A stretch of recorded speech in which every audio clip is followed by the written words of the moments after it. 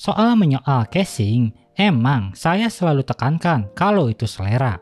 Termasuk casing modelan gini nih, akuarium atau panoramik atau apapun itulah sebutannya.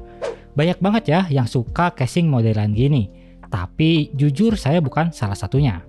Makanya saya akan review ala kadarnya casing dari Aerocool Viewport Mini ini. Casing ini datang dengan ukuran standar MATX, punya dimensi lebar 212 mm, dengan tinggi 437 mm, dan panjang 377,5 mm. Tapi dibilang standar pun enggak sih, casing ini sedikit lebih tinggi daripada casing pada umumnya, yang punya rata-rata tinggi di 390 hingga 420 mm. Bahan yang digunakan standar aja, SPCC. Untuk ketebalannya juga biasa aja. Front panel ada di bagian atas kanan dengan urutan tombol power, restart, USB 2.0 2 buah, 3,5 jack audio, 1 USB 3.0, dan 1 buah tombol LED. Yap, LED, karena casing ini sudah free 3 buah fan ARGB pada bagian samping 2 buah, sudah reverse tentunya, dan 1 di belakang dengan sistem forward. Jadi nggak perlu lagi deh beli controller ARGB atau Mobo yang support ARGB. Karena Mobo generasi jadul sekalipun tetap bisa gonta-ganti warna pakai tombol LED ini. Sistem fan-nya ini sudah terhubung satu sama lain. Kalau mau connect ke Mobo atau controller juga bisa kok. Karena ada ARGB 3 pin female. Untuk powernya sendiri dia pakai molek. Pindah ke dash filter, di atas ada 1, di bawah PSU ada 1. Di bagian samping belum ada. Cara buka casing ini terbilang mudah banget. Teman-teman cuma perlu tarik aja bagian samping ini karena dia screwless alias tanpa baut. Dia pakai klip gitu sistemnya. Ketebalan kacanya sendiri tergolong standar aja, nggak tebel nggak juga tipis. Begitupun pada bagian kaca di bagian depan, tinggal ditarik aja kayak tadi, dia bakal langsung copot. Tapi nggak usah kenceng-kenceng juga nariknya. Sama juga halnya pada bagian sisi satunya, semua screwless alias tanpa baut buat lepas pasang si casing ini. EZ banget. Lanjut ke kompatibilitas casing ini. Mobo yang disupport hanya MATX. Kalau mau pakai yang 4 slot RAM, sayangnya ada PR. Untuk kabel 24 pin Mobo dan USB 3.0, karena beberapa Mobo itu soket USB 3.0-nya ada di dekat 24 pin. Itu nggak bisa masuk. Kalaupun dipaksakan malah ngangkang Mobonya. Sekalipun PSU kamu itu kabelnya flat, saya tetap nggak sarankan sih. Banter-banter ujungnya kamu masukin kabel lewat atas atau kabel lewat bawah kayak gini nih. Agak aneh sih emang rasanya kalau lewat bawah gini. Belum lagi kalau kita pasang VGA, itu kabel sedikit kejepit. Jadi paling pas emang pakai Mobo yang 2 slot RAM aja ya sob. Tinggi CPU cooler maksimal di 165 mm. Aman untuk rata-rata air cooler. Panjang VGA maksimal bisa sampai 355 mm. VGA 3 fan masuk, bahkan rata-rata lebih. Fan di samping bisa 2 buah, di atas 2 buah, di belakang 1. Di bawah sebenarnya bisa ditambah lagi 2 buah.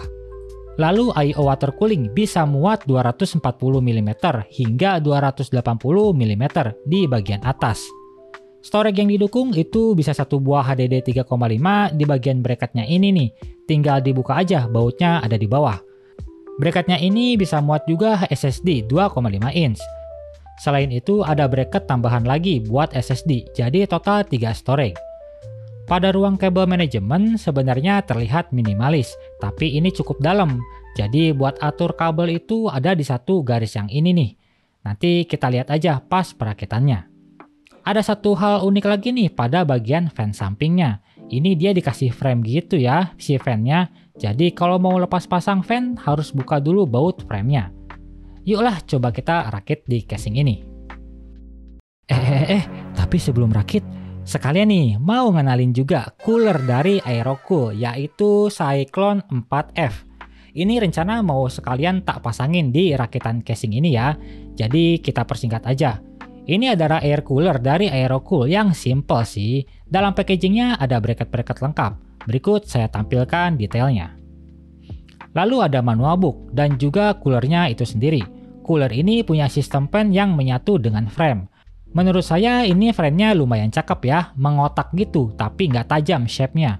Kabelnya tentu PWM dan ada ARGB-nya dong tentunya.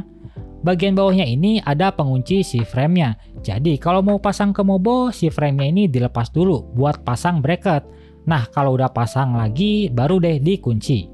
Untuk casingnya sendiri udah standar aja, lumayan berbobot dan punya 4 buah heat pipe. Oh ya BTW, dia ini punya tinggi di 160 mm dan klaimnya bisa handle TDP hingga 145 watt. Yuk langsung pasang aja. Nah untuk pemasangan cooler teman-teman mesti lepas dulu ya si frame fan-nya ini biar bisa baut ke bracketnya. Ya ini frame-nya pengganti klip besi yang biasa dipakai cooler pada umumnya sih. Emang lebih simpel kayak gini sebenarnya. Terus finalnya tinggal kunci frame-nya, beres. Pengalaman rakit di casing ini di luar dugaan, mudah-mudah aja, mulai dari kabel manajemennya. Walaupun cuma diatur di satu jalur aja, tapi masih bisa ditata dengan baik. Soalnya dia lumayan dalam, dan lubang kabel tisnya juga pas posisinya. Meskipun saya pakai HDD 3,5 dan 2,5, kabel yang gak kepake masih bisa disembunyiin di daerah bracket HDD.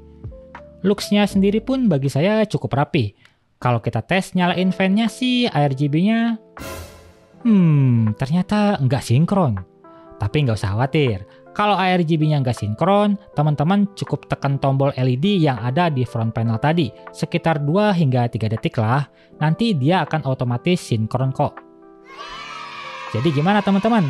Soal penampilan casing ini. Walaupun soal selera, kalau cuma sekedar dilihat sih ternyata oke-oke juga ya. Mungkin ini salah satu alasan banyak yang suka casing ini kali ya. Nah untuk coolernya belum ada pengetesan ya sob. Si Aerocool Cyclone 4F ini akan saya rakit di PC rakitan subscriber selanjutnya. Sekalian dites di sana. Jadi kalau di sini cuma numpang display aja. Ditunggu aja ya video rakitan subscriber selanjutnya. Sekarang saya akan sebut beberapa kekurangannya di casing ini. Salah satunya adalah nggak cocok buat kamu yang pakai Mobo 4 slot RAM.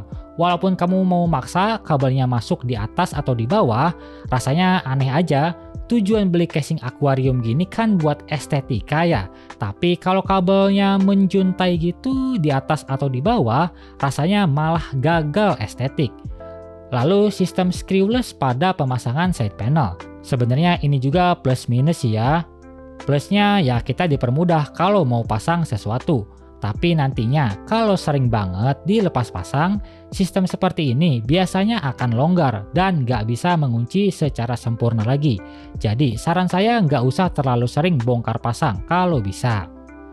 Untuk sisanya sih aman-aman aja. Harganya sendiri, casing ini dibanderol dengan harga di sekitar di 480.000 hingga 500 ribuan. Ada yang warna putihnya juga tuh sob. Bagi saya ini harga yang standar aja untuk apa yang sudah diberikan. Toh udah free 3 fan RGB juga kan ya. Jadi nggak kemahalan, nggak juga tuh sampai kemurahan banget. Sampai-sampai ngorbanin sesuatu di isi casingnya. Like video ini kalau kalian suka, nggak usah di like juga nggak apa-apa. Tapi minimal tinggalkan jejak kalian mengenai casing ini sob. Atau ada di antara kalian yang pakai casing ini?